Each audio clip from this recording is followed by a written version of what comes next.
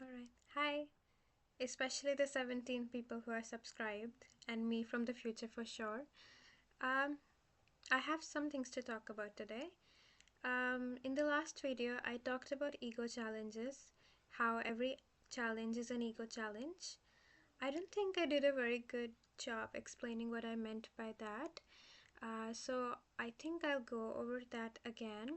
And more importantly, I had some experience and some insights which actually could add as a qualification or a revision to the previous advice about eco challenges. I think that advice still holds, but I experienced something that um, I would can bypass that almost or make that process better. Um, yeah, okay, so right, let's get into it. So let's talk about ego challenges. Um, Okay, so what I meant that every challenge is an ego challenge is this. So, for example, let's say you really struggle with work. You work a lot, you're constantly stressed, you're constantly working. In my last video, I talked about how I have always struggled with workaholism, and well, I don't anymore. It took a month. I don't think I'm completely free, but I have made a lot of changes. The way I approach work is now completely different from the last time we talked about it, which was I think a month ago. Took a lot of intentionality, but yes. So let's say you really struggle with work, and how I learned is that the reason I worked so much or was constantly stressed is because of these beliefs. So what does that mean? For example, you can have beliefs like, I always need to be working in order to make sure that I am not replaced. I always need to be working to make sure that I have security. I always need to be working to make sure that people think I'm good enough. Or like, I cannot take a break because if I take a break, then my work might not be as good as it should be. So, that, right? Then there are further beliefs like, if I don't make this perfect, then this person will be mad at me. They will think I'm slacking off, or that I'm not good enough, or imposters. So at the core of it, whenever you're stressed, you have a belief about the situation that is causing discomfort. And so, what you're going to want to do is to examine what is the belief that's making you really stressed about the situation, right? Because at the core of it, rarely things require the amount of stress that we put ourselves under, right? Especially if you have tendencies around perfectionism, or control, you know, stuff like that, right? So you identify these beliefs, and then you see that, all right, these beliefs are not really the best for you, let's say. So this sort of process is called thought challenging. You see, do it in cognitive behavioral therapy. CBT makes you do thought challenges. I think ACT also does, but yeah, a lot of therapeutic traditions do consider this. I mean, a lot of spiritual traditions also do, because a part of it is observing the thoughts, being mindful. So in that moment of stress, you come back and you see, okay, what is actually making me stressed? Is it really that I cannot attach the attachment on email in time? Is that really, is it really that I cannot get it out in the time I got, you know? So it's really, if something's making us extremely stressed, it's rarely about the situation at hand. It's about what the meaning we give to the situation, and what meanings we give to the situation are always determined by what beliefs we hold about the situation, the people in the situation, or ourselves. Mostly about ourselves. It's rarely about other people, but yes, about ourselves. and then you go to the core of it in all these tendencies. Oh man, why can't I take a break? Well, if I take a break, then I am slacking off, and if I'm slacking off, then I'm not safe, right?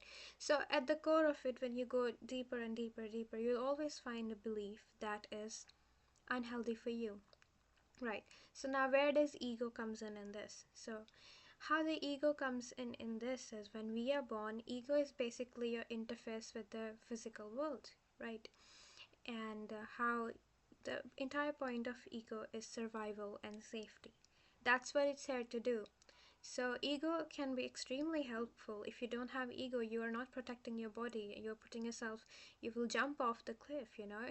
So what ego does is it, interacts with the external world, and it forms stories in order to make sure that you are safe. Now, what happens is sometimes we get born in environments, or we deal with environments that might be very unhealthy. So they can make you form a belief that can become very maladaptive later on. So, for example, let's say growing up, right, you learned that if you expressed your emotions, people might take them personally and lash out at you. So then, what your ego tells you is that you should not share your emotions because that can create an unsafe environment. So when you grow up, let's say you're not around those people anymore, and now you are dealing with different sort of people who expect that sort of emotional expressiveness from you, because that's just part of healthy relating. But now, since your ego has formed the belief, ego's entire point is to keep you safe. It's going to tell you that you cannot share your emotions. Now, what's that going to do is actually hinder you from connecting deeply with people around you. But ego's entire point is rarely connection, it's more safety, right? Because it's not safe, it clings to the familiar. That's why a lot of times, people, even they don't take risks.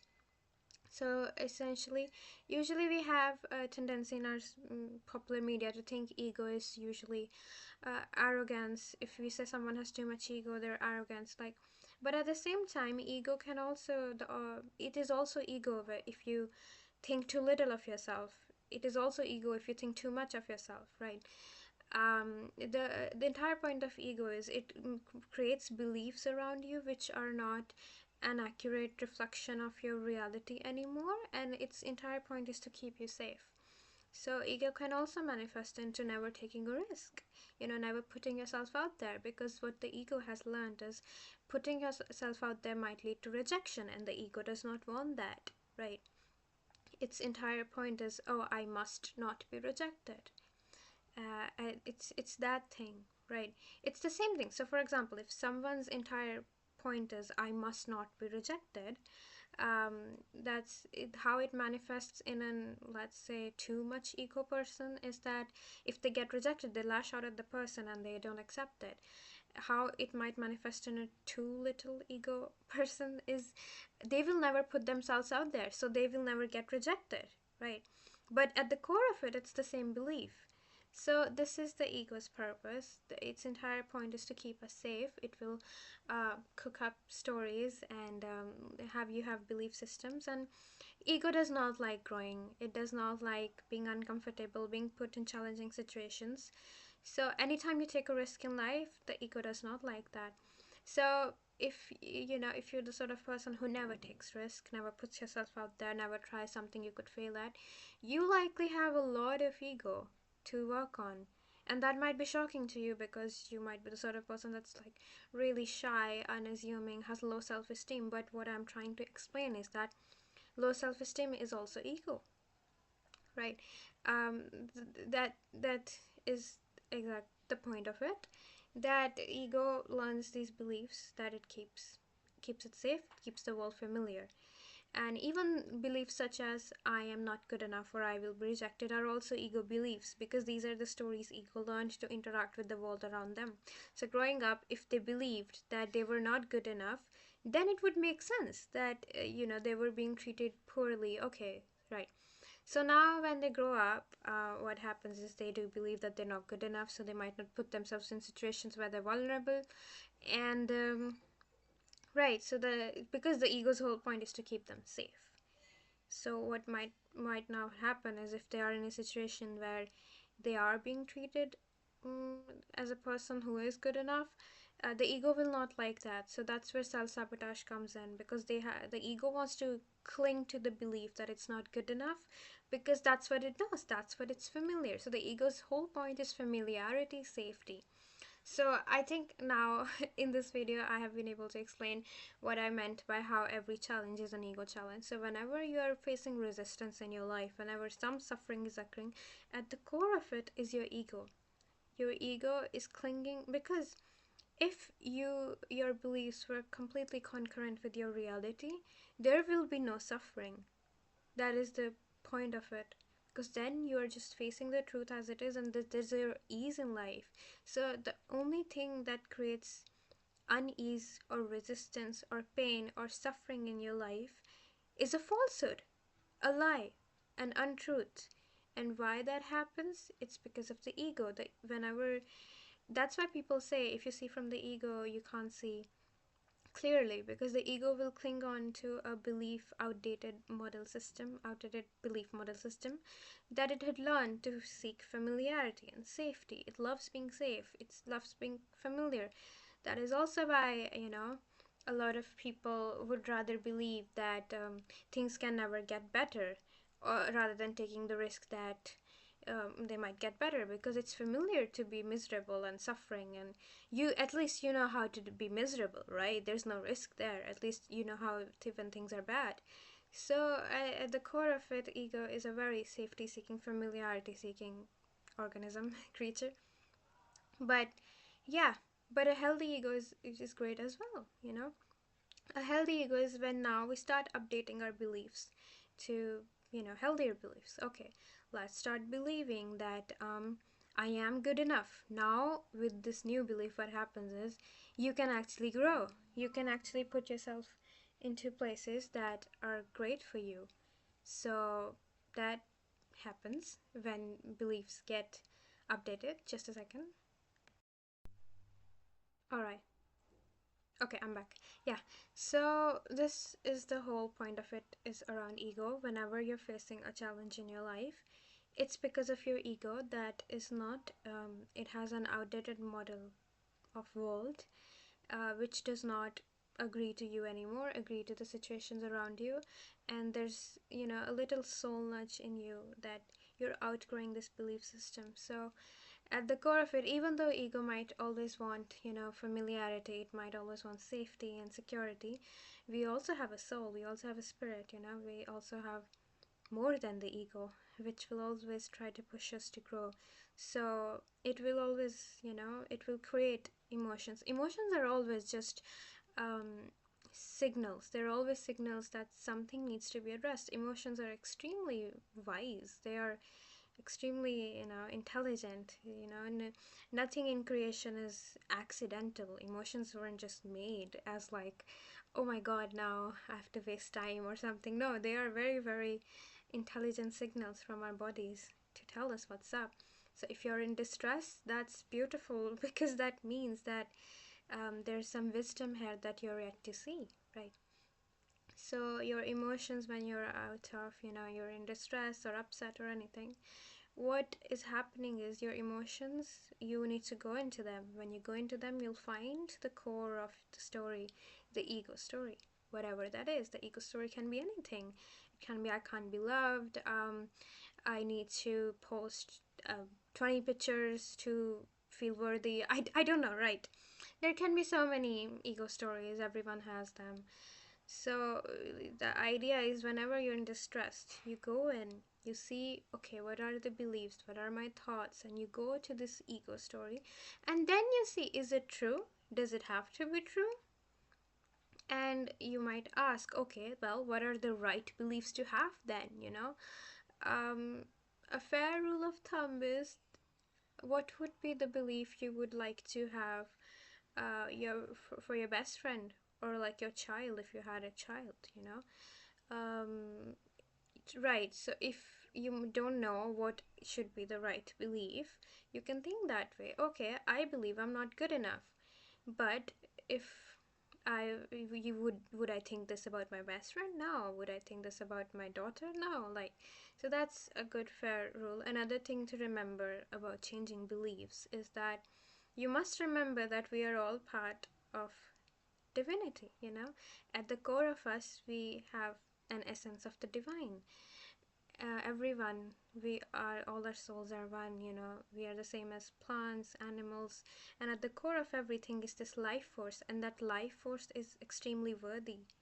So it's important to remind yourself, even if you feel like, okay, yeah, I'm not good enough, remember that that's your ego story. That's a story you have learned to navigate the world that you were growing up in. And it was a pretty good one. It worked very, very good for the world you were in. Yeah, people were treating you badly. As long as you kept believing you were not good enough, you could navigate that world. So ego is also not to be hated. It's a very intelligent creation. All our creations are intelligent. Emotions, ego, everything is intelligent. It kept you surviving, you know. But you just gently now understand that that's just not the truth anymore, and it has never been. But and you're ready to move far beyond it, let's say, right? So okay, you remember that there is a divinity in you, and even if you can't, treat yourself as someone you love, right? That's how you start. That's how you start changing the ego stories. And you don't have to believe it right away, but just the idea that, oh, this story might not be true is a good step. You don't have to change it right away. You can just start by saying, maybe I am good enough. Maybe it is possible that I could be good enough, right? So these are just some ideas around ego work, you know, removing belief systems. The idea isn't to eliminate the ego. If we were to completely eliminate the ego, we would not be interfacing with the material world, because we would stop completely identifying with the body, and then we would get run over a car and die.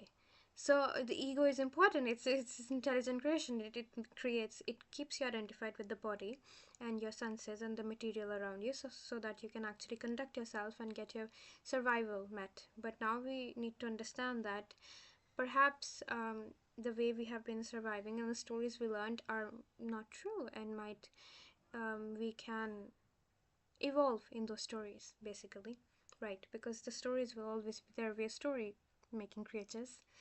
Ah, okay, yeah, so that was about beliefs and ego stories, and how every challenge is an ego challenge. Alright, so now let's move to the second part of the video, where I had some realizations about this and how this process could become even more streamlined. I don't know if that's the word. I will just tell you what the experience and insights are. We can decide the words later. Just a second. Alright, hi. So, the second part, let's get into it. I want to talk about truth. Okay, so as I was talking about how all of us, you know, have a divinity in us, and at the core of it is all love. So that's why they also talk about you can only face ego challenges with love. Because if you keep leading ego with ego, it won't work. So, okay, I need to explain this more, I guess. Okay, so what creates suffering is the inability to see things as they are, and that happens because of our ego beliefs. And the ultimate truth of our existence is love. If you get down to the core of what's true, it's just love. So, and if there's love, there's no suffering, right? So, now this is a belief.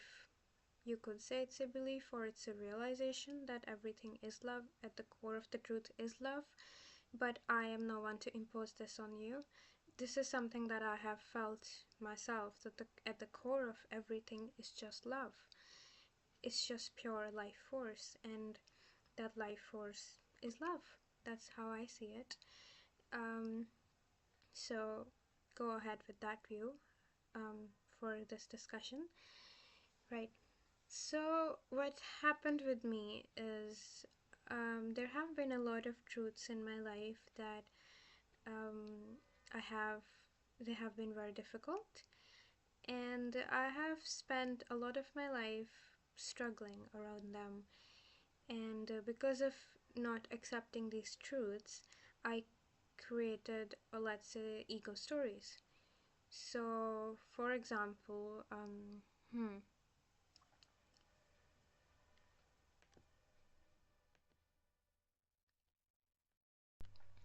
all right. So, for example, there's a certain person in my life who has consistently let me down. And of course, the ego will create stories to justify so that when you're in that situation again, God forbid, you know what to do, right? So, the story I made growing up was, well, I must be unworthy of love, I must be unlovable, I must not be good enough, right? And then the other stories I was making is that this person's a bad person, this person you know, is doesn't deserve my love, doesn't deserve my attention, and like stuff like that. So creating a lot of stories, created stories from myself for this person, and also about life. You know, life always hands me these sort of people and stuff like that. And so basically what ego will try to do is create these stories so that you're safe, and you know, you give a sense of what happened. And as long as you're in these stories, you are suffering, you are sad, you know, you are hoping, you're longing, you are disappointed. You know, the cycle of getting and not getting. You're stuck in that loop, I guess, because of these stories. So, whatever stories you have, they also feed your emotions. So, it can become like a loop um, of that story and emotions. And I think there is like a triangle or something in CBT. I am forgetting it, but it is there. Yeah, so that is also something to keep in mind. And then what happened with me very recently is, for the first time, I just said facts. Okay, this person has let me down. And I just sat with it and I did not, and I said, there's no stories around this. It's just a fact. Like, I don't need to personalize it. I don't need to make it about me. Oh, this person has let me down because, oh my god, you know, I am a bad person, blah blah blah. I don't deserve this. Or like, about them. Oh, because they're a bad person. It was just like, no. This person has let me down. And it was almost like factual in a sense. And that gave me a lot of sense of freedom because I was not identifying with it anymore. It was a thing that I was more sort of observing, as in another example I'll give you is this. Maybe having this experience with events in your life might be more unreachable, but I think this is the experience you have when you, let's say, go to Ladakh. I have been to Ladakh. Think of any natural place which can be quite brutal, but it is magnificent and stunning, right? When you see those mountains, and then you see, and you are overcome by awe, that you see how unforgiving those mountains are. Living there is so difficult. Life constantly dies, you know? Life is hard there. You can easily see like animals falling, dying, and stuff, right? And when you see that, you are just in awe. You're like, okay, wow. You do not hate the mountains, right? You do not hate them, and you don't hate yourself either. You're just like, okay, the mountains can be unforgiving. And there's something deeply sacred about that, how unforgiving nature is, and how unapologetic it is as well. It simply is. Yes, surviving near a mountain is tough. Yes, surviving out in nature is tough. And it doesn't mean anything about people who survive in the mountains, as in, like, it doesn't say anything about animals, right? They just are. It's just how the world is. And there's a very, very deep peace you feel when you understand that. And I think everyone, almost everyone, I guess, has accepted this about the mountains. That, okay, or just our planet, right? There are some things in nature which are quite unforgiving, and not how we would have preferred them to be. But does that make that thing any less stunning or any less just real? Just solid. So that is the feeling I felt with some truths in my life, where I was like, okay, this person has let me down. This person does not love me, did not love me, and will not. Right? You can't say will, but let's. And I sat with that truth. And what I also realized is that as I was sitting with a lot of these truths, I was also sitting with the fact that, well, there is something in me that's still here. Like, I've been consistently let down. There have been a lot of challenges in my life, but yet I'm still here. Just like how when you see those mountains and, like, well, you're just surprised how humans are still there, or how animals, or just life still persists, right? And then you realize that something in you is quite stunning, is what I would say. Like, and something that's beyond you, that's found in every living organism, that something in you that holds deep reverence for what it is without giving it meaning about you or the other person or the situation. Something in you that is in such deep observance and awareness and stillness of what just is, and something in you that finds it absolutely stunning in its unforgiving, unapologetic rawness. So that is the only way I can describe it. That I sat with some truths, and even though, and it was a state of where I wasn't labeling them anything. Uh, oh, this is a truth. I wasn't saying, oh my god, this is so sad. I wasn't saying, oh my god, this means I'm so strong. Oh my god, this means this was nothing. It was just silence. It was just like, right, this happened. And I felt about these truths the same way I feel about mountains when I look at them, the same way I feel about the sun when I see, the same way I feel about flowers. That sense of that this truth just is. This person just is. I just am. And it doesn't need to be a story altogether. Things can just exist. I can just breathe. And that sense was liberating. I was almost blissful, peaceful, just so free. Because I think it was a moment of beyond um, thoughts almost, where it was just such peace to what it is. I felt such an open heart towards what exists and how things are. And I think I got to this place where I was like, right, I don't want life to be good.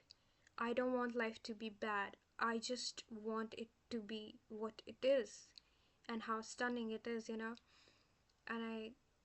I have always felt that about nature. I have never once looked at anything in nature and wanted it to be any different than it is, even if it's grueling. Like, I saw headless pigeon a few days ago, and obviously like dead and stuff.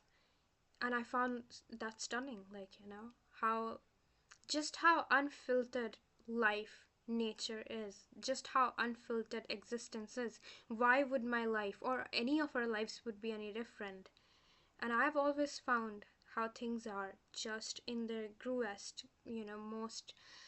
I think I'm the sort of person who doesn't look away when things are um, hard or difficult or ugly.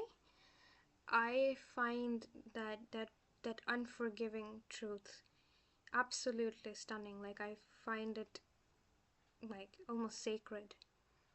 That, oh, this thing just exists. You know what that does? It reminds you that things don't revolve around you. They don't cater to your ego. They don't, you know, um, a headless pigeon isn't gonna not show up in your path just because, well, your ego wants a really nice walk. Um, it's fucking amazing. It reminds you how everything in nature and existence is just what it is, and it is not here to cater to your whims or anything. It just exists. And it also reminds me that I am part of it, that I just am.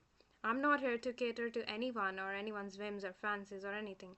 I just am in my rawest, most unapologetic, ugliest self. Like, I just am, right? The same fucking way the mountain just is. The same way the headless pigeon just was. The same, and everything in my life just is. Yes, this person did not love me. Yes, I had like a tough time. Yes, like, and what? Like, so that's the sense I got to, where even the ego story is dissolved. So I think the first part of the video, how I talk about how you have to dissolve the ego stories and everything, but here in this moment, the ego story is just dissolved because I was looking life in its rawest, most truest form, and I had no ego stories. I mean, I was just a silent witness. I was like, okay. Because when you actually see the most scariest, painful truth or whatever you have, what you find in it is beauty. Because that's what happens. Because that's what happens when you come face to face with true nature of our existence or reality. You find beauty in it because you start realizing how, how well, just how awe-inspiring it is that you are still here.